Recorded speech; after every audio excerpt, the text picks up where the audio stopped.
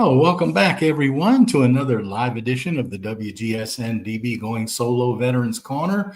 And of course, I'm your host, retired Army First Sergeant Paul Holbert. And it's good to have everyone back with us this evening. Even for those of you who may be watching this on a recorded show, we definitely appreciate your participation.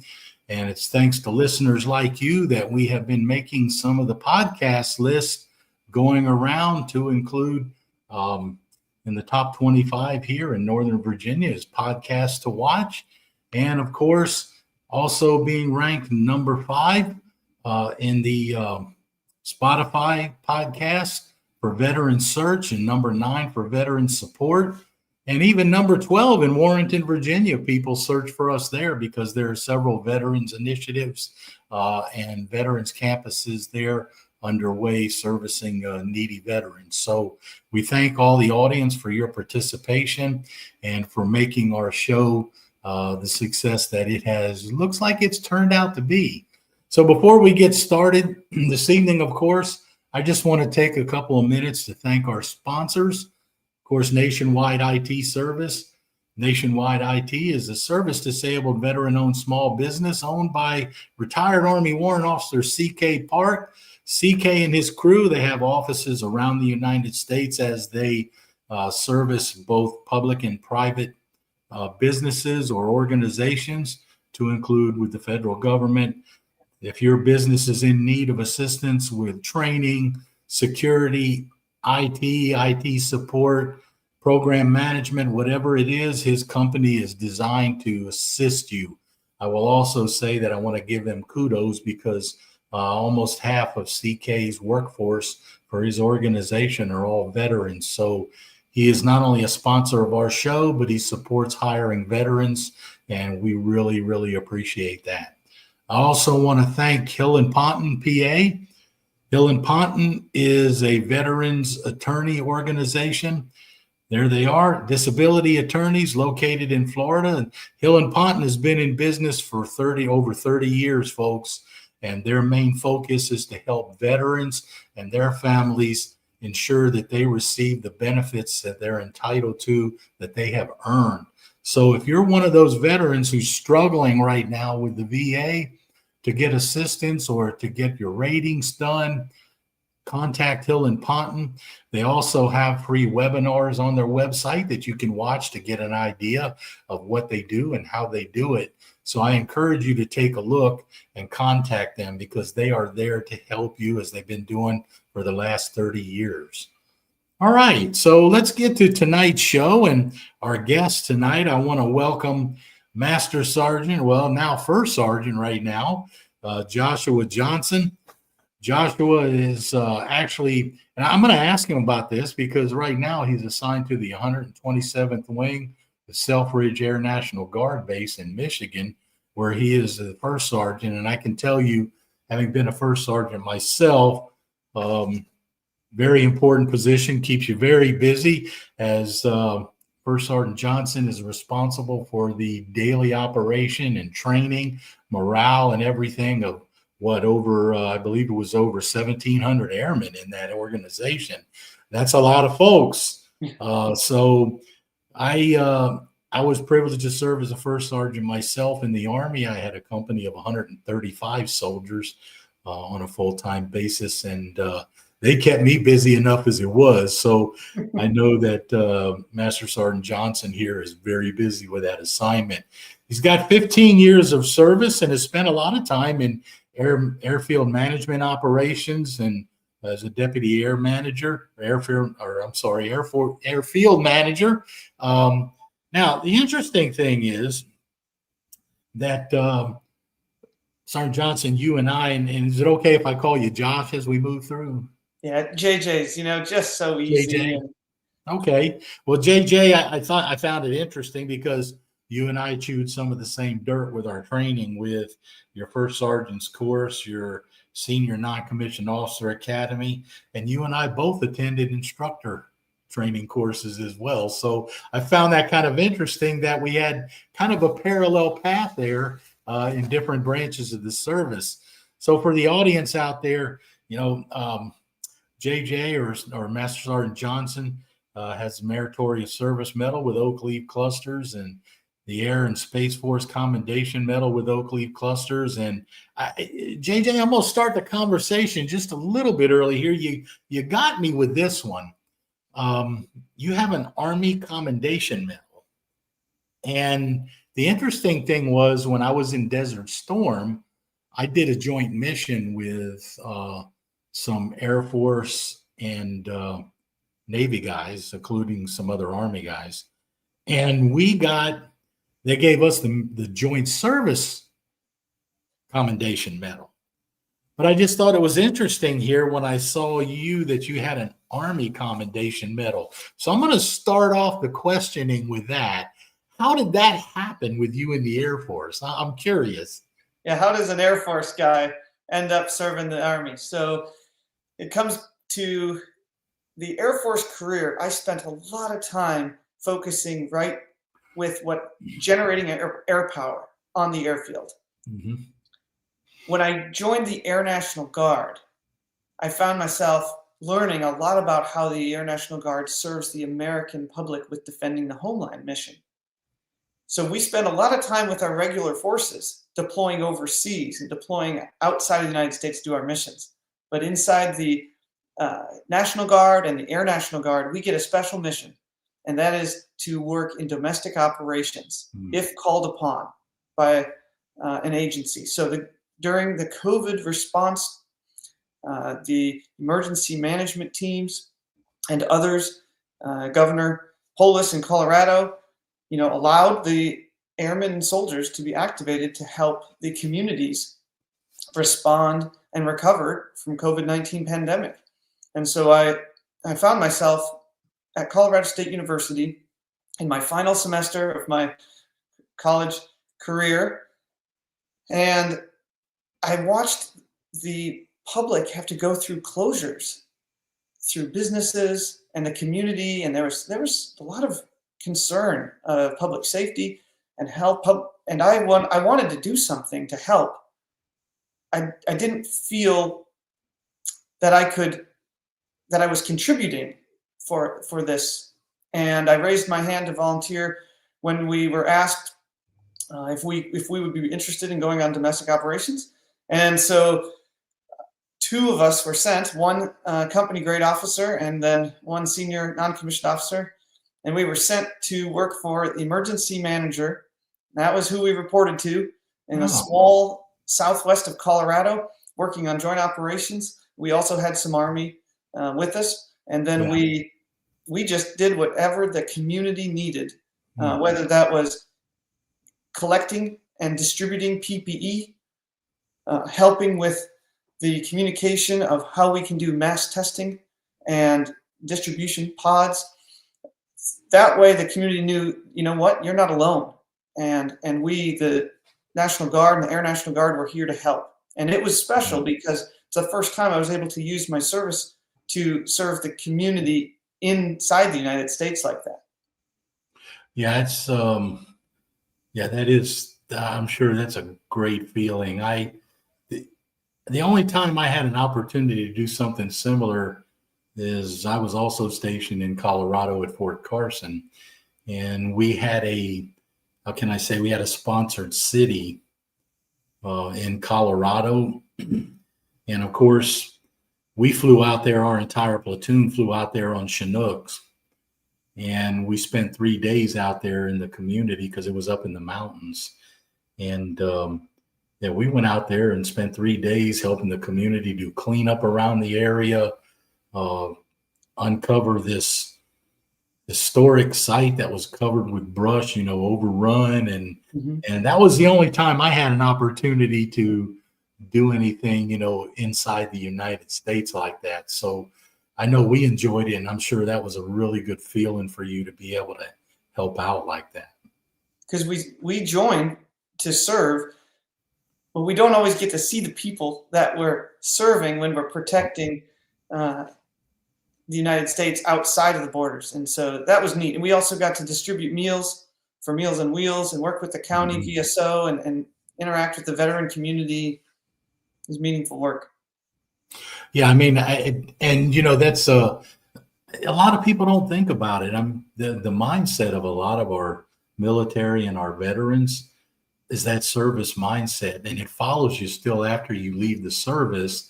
And even with you getting up in senior rank, having 15 years now, and I'm sure you're getting somewhere close to where you're going to make a decision of the end of your military career.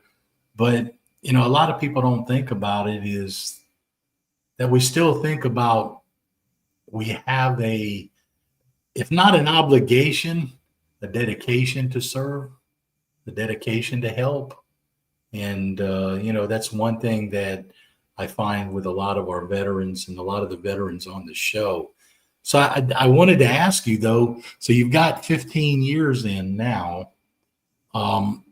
You're in the National Guard.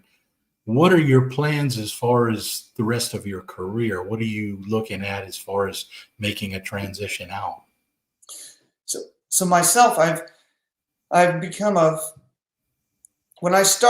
when we all start in the military, we take that ASVAB test, right? Yeah. And then we get matched to different career fields, AFSCs or MOSs. Yeah. And I found myself in airfield management.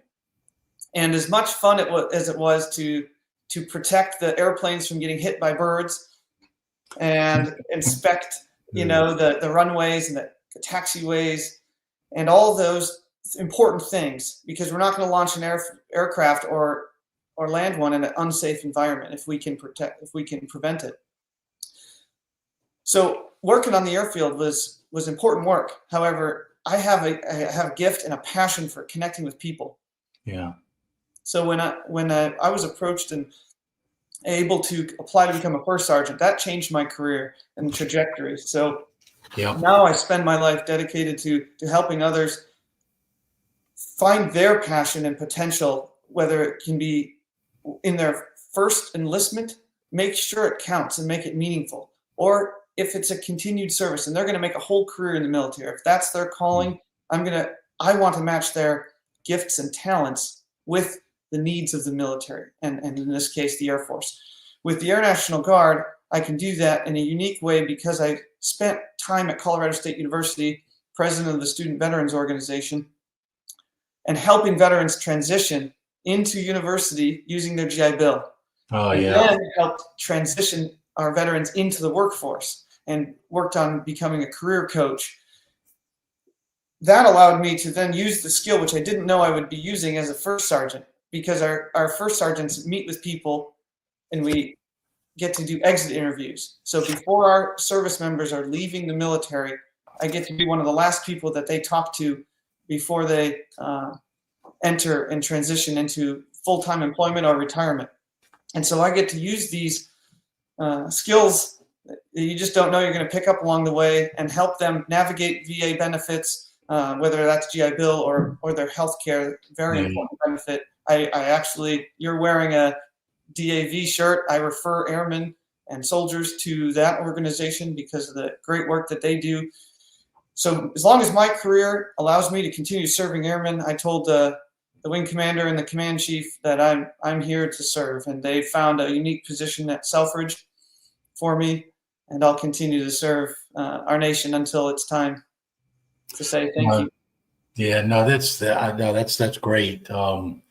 And what you say so much, it just rings so true to what I hear from so many senior leaders, especially I have to tell you, senior NCOs.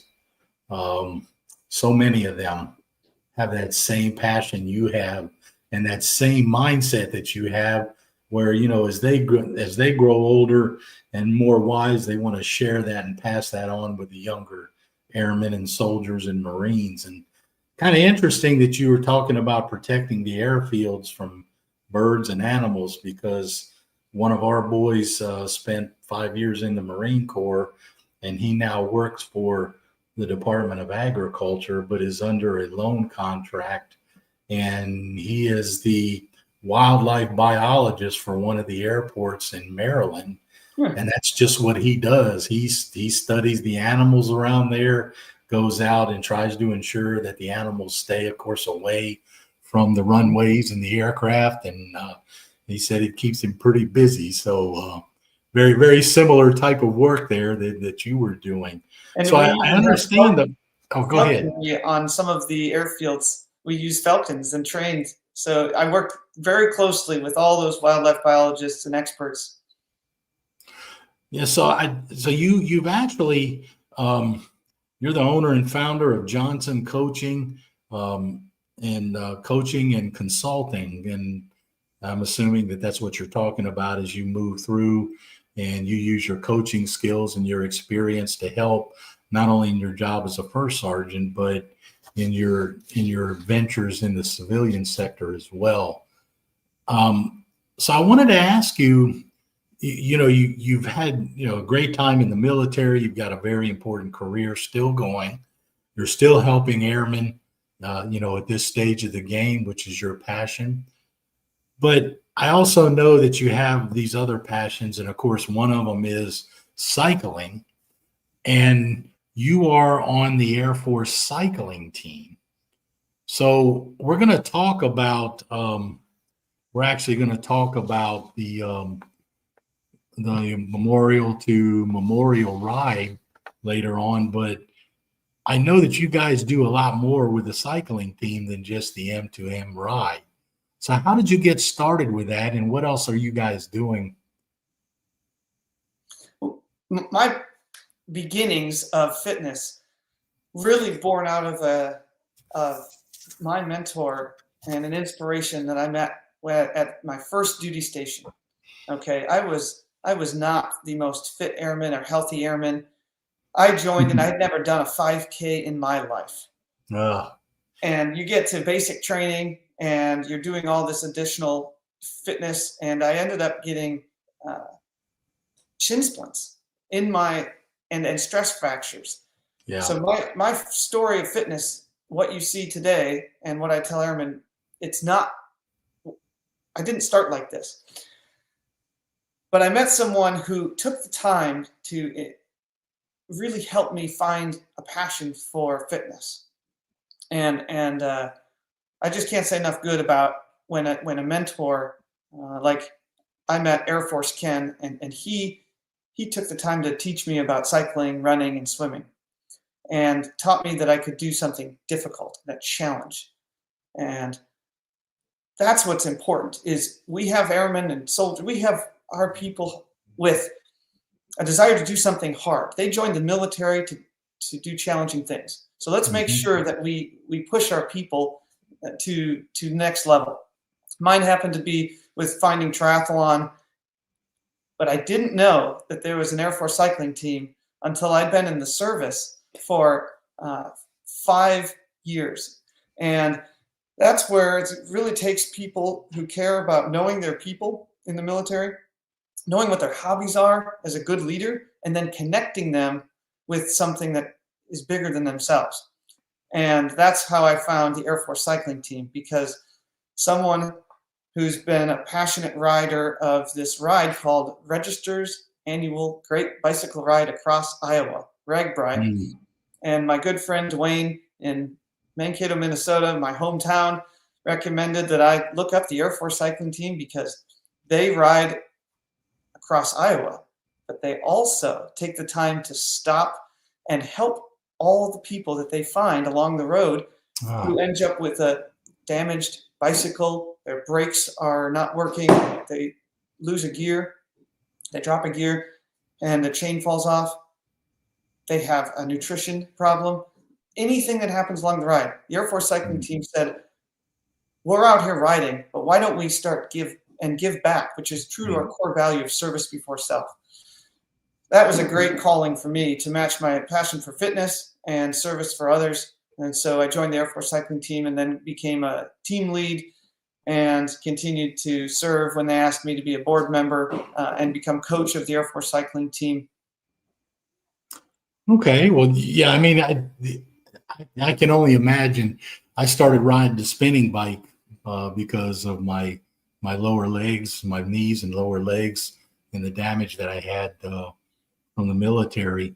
And I found out when I first started how difficult it can be to ride one of those spinning bikes. But we're gonna come right back. We're gonna take a short break, And we're going to come back and we're going to continue our conversation with JJ here about a little more about the cycling team. And then we're going to get into one of his big passions, the Memorial to Memorial ride. So for those of you in the audience, hold on and we'll be right back.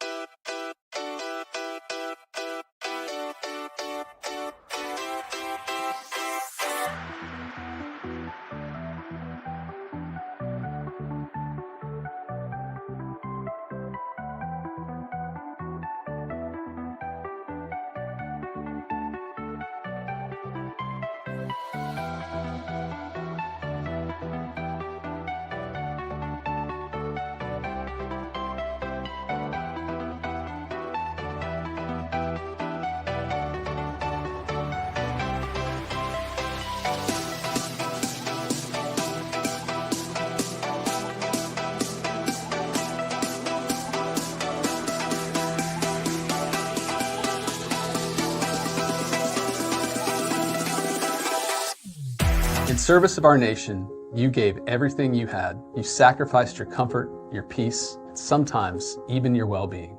Over 3 decades, Hill and Ponton has helped to be a guiding light for veterans seeking their rightful disability benefits. When our heroes are in need, we are not just lawyers, we're an ally, a team who understands the struggles you faced. If you're a veteran seeking the benefits you deserve, let us stand with you on this journey, because every battle deserves a hero, and no hero should fight alone. Living in a world filled with lunacy, it seems that stress and turmoil follow us everywhere we go.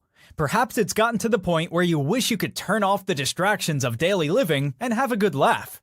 Well, we have a recommendation for you. Pick up a copy of The Dunce Cap, a humorous and satirical look at American society and the follies of our culture. Join the author Paul Holbert as he takes you on a trip through the nonsensical and often ridiculous practices of our everyday lives, from political correctness and our legal system to the folly of the media and our obsession with reality television. See how these and other outrageous practices of everyday people make us a perfect cast for the next slapstick sitcom. So go ahead, you know you need it. Take a frank look at the more nonsensical side of American society and see why we are prime candidates for the stool in the corner and the dunce cap that sits on top. All right, welcome back, everyone. You've been watching the WGSN-DB Going Solo Veterans Corner. And of course, our guest tonight is Air Force First Sergeant JJ Johnson, or Joshua Johnson. Call him JJ, and we appreciate that. It makes it a lot easier to talk. JJ, I got to tell you. But no, so before the break, we were talking a little bit about the Air Force cycling team and how you became involved in that. And I can identify because I remember the shin splints when I first joined the military. And in fact, when I first joined the Army, we were still running in combat boots. So yeah, that'll give you an idea. I see you shaking your head there. Yeah. And so shin splints and all that type of stuff, stress fractures was commonplace. But yeah, it's I always thought, my gosh, these people that go out on these long runs, with the cycling teams, I'm lucky to, in my heyday on the spinning bikes, I'm lucky to ride about 8 to 10 miles. And by the time I do that, I'm kind of spent and sweaty and dripping. So my hat's off to you guys for all the riding you do. Now, when you mentioned before the break that while you're out there on the road, you help people, you do. So I just wanted, are you talking about the other folks on the ride who have issues and breakdowns and need medical assistance and all? Is that what you're talking about?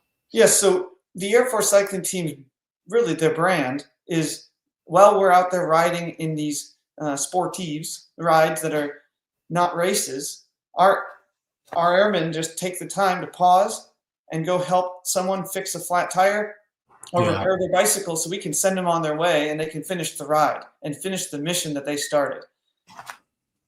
Yeah. So so I'm assuming it's not really a race, so to speak, as much as it is just a ride for everyone, for camaraderie and the athleticism of it.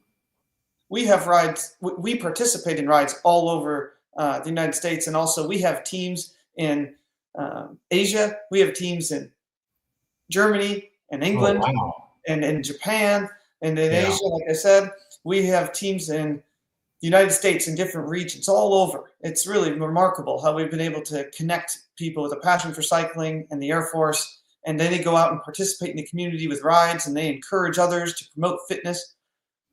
And then we said, Chief of Staff, number 21, General Goldfein, had a vision. The Marine Corps has a great marathon, the Marine Corps Marathon, and that's iconic. Well, he pitched, what if we had an Air Force event similar in the fact that we would have a high-tech, just like the Air Force is high-tech event. And the Air Force started with 2 bicycle mechanics, Wilbur and Orville Wright. So we're the only service branch with a connection story to a garage startup.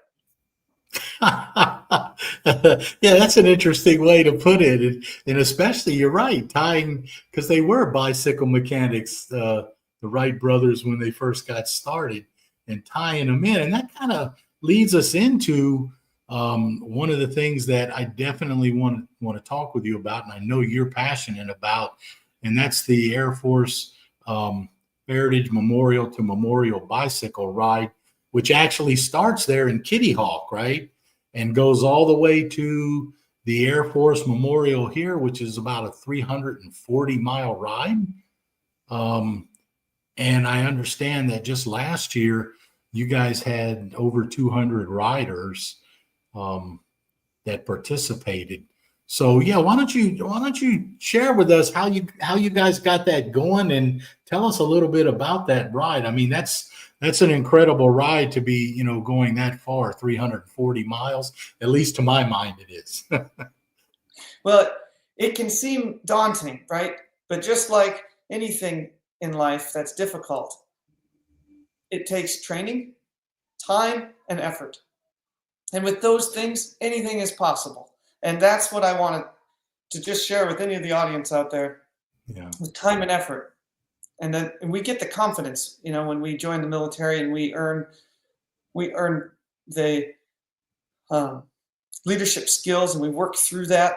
And that's what we did. We just brought this event from the Air Force, celebration of our heritage, where we started in aviation at Kill Devil Hills, where the Wright brothers, their first flight, and we're going to connect it with the Air Force Memorial. It happened to be 340 miles when we found the safe route and planned it. And Surf Belichick is the director, brought me on board as the deputy director for the event. I'm so grateful for the opportunity to help build this iconic, what we call America's favorite ride. And to tell you about it, we start with a first day 90 miles. And we ride to Chesapeake, and we have just a phenomenal route planned where we get to cross a bridge. And so you have 200 cyclists riding next to each other with a police escort and crossing a bridge, and the public loves it. And there's people cheering along the way, just like you would at a marathon. But we work together as a team, you see. So cyclists are more efficient when they're in a peloton. And through this, working together with tactics, just like you would in aviation, it becomes more of an Air Force event than the running does for the ground tactics that the Marines and the Army soldiers would use. So for the Air Force, we're high tech. We've got bicycles, and we really connect with encouraging everybody to work together in those pelotons to ride their event. And we go through some beautiful scenery involving the Great Decimal Swamp. And we finished that first day with a really memorable event at night where we have invited the wounded airmen, because that is our mission. The M2M ride would just be our bicycle ride, but we knew it had to stand for more than that. So we connected it to the Wounded Airmen and Guardian program, and we support the Wounded Airmen and Guardians, and we also invite them to ride with us. So I'm excited to announce after 3 years, this is our 4th year doing it this September, the 18th through the 21st, we will have 10 wounded airmen and wounded riders with us. And so we have a night, that first night, where Wounded Airmen dinner, and we invite them to tell their story. Oh, Cyclists, and boy, is that a moving event. yeah. Yeah, you know what? That's incredible. I can just imagine. First, I can just imagine, if you have wounded airmen out there, riding with you, and some of them are using the hand bikes and other things probably. And then when you get to the end of that first 90 miles, my wife will tell you, I still, as old as I am and as hardened as I was from my time in the military, I can still tear up with some of that kind of stuff when I hear it, because you're right, it's so touching and it's so moving. And So they found this is the first year that you're going to have the Wounded Airmen riding with you. We brought Wounded Airmen on the second year, and then we added, that was our first one, and then the third year we added 2 wounded riders, and so this year we're just growing, and we're continuing to get the message out so that more people can find it really helps with their story, and it helps with their recovery efforts. Just like for us, it can pick up, anyone can have, that same connection through purpose again. And that's what really connects with our veterans, because the M2M ride, we didn't want it to be just about the airmen riding this. We wanted it to be for everyone in the public. So we opened this up to the entire public, and that's why we have the growth that we've seen and the participation. We make it about bigger than ourselves with the donations, but also the people who are giving a reason to find fitness again and train for this. Because the first day, 90 miles, the second day is over 100, where we get our century day, and you get to actually ride to the Jamestown ferry, and you cross in a ferry on the bicycle ride. What bicycle ride does that? Okay. And then we work with our partners. The VFW serves a great lunch.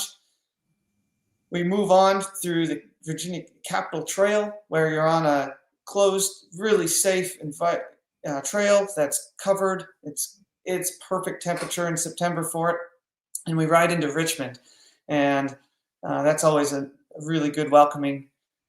The next day we ride to Fredericksburg, and everyone enjoys that. A little bit shorter of a day, around 73 miles. And that 4th day, we finish up with the big Washington, D.C. Air Force Memorial. Again, we form up. That's only 70 miles, but we form up 2 by 2. And so the public can gather at the Air Force Memorial and witness and cheer on the Air Force M2M riders, because we had over 200 riders, right? And so you'd have 100 lines of cyclists going 2 by 2 up to the Air Force Memorial, and it'll be a sight you'll remember. Yeah, it actually kind of makes me think, when I think of something similar, I think of the Rolling Thunder come rolling into town on their motorcycles. All those veterans and ex-POWs, and they come in by the hundreds on their motorcycles. And I've often seen the folks on 95 here coming up through Northern Virginia, standing on the overpasses, watching all those motorcycles roar into DC as well. So what do you guys do when you get to the memorial? I know you have some kind of ceremony. So what do you do when you get there at the end of these 4 days? So everybody cheers each other on. You can see that the camaraderie is there. The friendships have been built. People have overcame something. And some of these people have never ridden 100 miles before when they start the M2M. So there's a lot of cheering on each other and celebration. Of course, any good classic military event will have some time of a formation and someone addressing us. So, especially old first sergeants, right? Yep. So we gather together, and then we have invited the Chief of Staff of the Air Force to give an address, and that has happened. Grateful for General Elvin's support through this, because it's all right now, more than ever, we are refocusing on fitness in the United States military. And this event captures it so well, at aiming for challenges, pushing yourself to your limits, and encouraging your brothers and sisters in arms to join you. And then we recognize our finishers who have finished the M2M ride. You have to finish all 340 miles. Yeah. And the Marine Corps Marathon. Oh. So we have partnered with the Marine Corps Marathon. And if you finish both of those events, then you can earn the very special M2M MCM for the Marine Corps Marathon coin. Oh.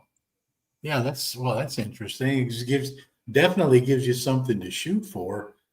And 29 people have finished both of those events. And so when you finish, whether it's the M2M or the MCM, then we are there to coin the finisher and celebrate with them on their achievement, because only at the end of it, 29 people had finished those since we started this. And now this year, September, we're going to have additional people to coin and recognize. And you could earn one of those coins. Anybody out here could earn that just by joining the M2M and the MCM. But it's interesting, because I have to tell you, of course, being in the Army, our fitnesses, they really push us to the run. And I'm sure you're aware of that. And during my career, the longest run I did was 10 miles. But I did a whole lot more, shorter than that, 3, 4, 5, occasional 6 and 7.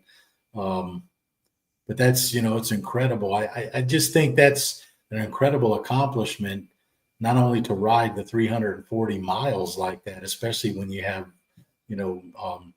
wounded airmen as well, but then to have somebody who's also completed the Marine Corps Marathon. I want to share something with you here. You were talking about including these wounded airmen. And the reason why that really strikes a chord with me, JJ, is because, I'm in that category where I'm a disabled veteran, and, I can no longer run. I can only walk short distances. So if I'm going to my mobility is limited.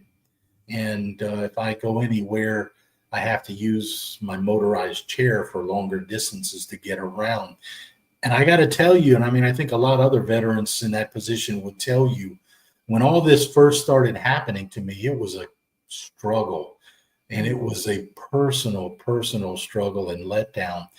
And it took so long to finally be able to accept, what had happened to me, and to know now that I have friends that still include me with their plans to go on vacations and do things. And so to have you guys include these disabled airmen, these wounded airmen on the rides, I'm sure is just something that just lifts their spirits up. And, I say that from personal experience, and I can imagine that that's how they feel when you guys have included them as well. Yeah. It changes the purpose. It's not about us. Yeah. We're actually we think they are doing us a favor by coming and joining us. And it's why we're so successful. It's also why we have, I think, an 80% return riders year over year, because people know that this is not about them. It's actually about giving back to those who've given for their country. And you can see it with the donations. We're very blessed that we've been able to double our donations. The first year, 8,000. The next year, 16,000. Last year, we had the goal of 32,000, and we're grateful for the donors and the sponsors who were able to help us. We got to 42,000 this year. We're doubling from our last year's goal, and our goal is 64,000 for the Wounded Airmen and Guardians program. And I know that we can get there with the great American support we've had. Well, I want to mention that to our audience too, to go to m2mride.com And you can look on there and find a way to support this effort, this Memorial to Memorial Ride, m2mride.com. Check it out, folks, because you can go over there and not only read about what they're doing, but you can find a lot of ways to donate to help them out so that they can continue this. Because like JJ said, it's not really about them. It's something that they're able to do, but they are also trying to raise money to help, wounded warriors, wounded airmen, and the like. So please keep that in mind and go to m2mride.com and take a look at how you can support them. So JJ, before we close the show, I want to ask you if you had one message that you'd like to share with the audience tonight, what would it be? The purpose of M2M is to celebrate Air Force heritage, promote fitness and recruiting, and support our wounded airmen and guardians. As a first sergeant, I know how important it is to check on our people. And if you are out there and you have a buddy that you served with, I encourage you to check on them. You reach out. It could be a phone call, a text message, a letter, an email. One note that shows you care and you think about that friend, the battle buddy, could mean all the difference. And then encouraging them to set goals is the next coach in me. I have to say, if we can set a goal to achieve something together as a friend and bring a friend with you, you can change someone's life. No, that's well said. And like you said, especially, those old first sergeants taking care of one another and taking care of those troops underneath of you is one of our big responsibilities and never seems to leave you. So I want to thank you for that. JJ, I also want to thank you for taking the time to join us this evening and share your involvement with the Air Force Cycle Team and the Memorial to Memorial Ride coming up in September. Again, for the audience out there, go to m2mride.com. Take a look on there, see what they're doing, and see how you can help, and you can donate to support their mission to help these wounded airmen and guardians. So please take a look at that. JJ, thank you so much for joining us this evening. You're so welcome. Thanks, everyone. And as a coach, I'll help you get there if you want to set a goal. All right. Thank you. And for our audience out there, we appreciate you joining us tonight. And I just want to put up some information for you, as we do at the end of each show. The VFW has a program to provide financial education to veterans. So if you're a veteran who's in need of looking at financial planning or just some general education about your financial welfare, you can find it there. The easy way to do it is go to vfw.org. They do have it up on the headlines there. There's the long method website up there for those of you who can freeze your screen later on in the recording, or go to vfw.org and you can find it up there and see what they can do to help you, for those of you that might be in need of some assistance for financial planning and financial education as a veteran or a family of a veteran. So it's there to help you. I encourage you to take a look at it. And as always, for those of you out there in our audience, we thank you for joining us tonight. And of course, to those of our veterans out there and their families, as always, we want to say thank you so much for your services. You've been watching the WGSN-DB Going Solo Veterans Corner on the new streaming network. We appreciate your participation, and we hope to see you on our next show.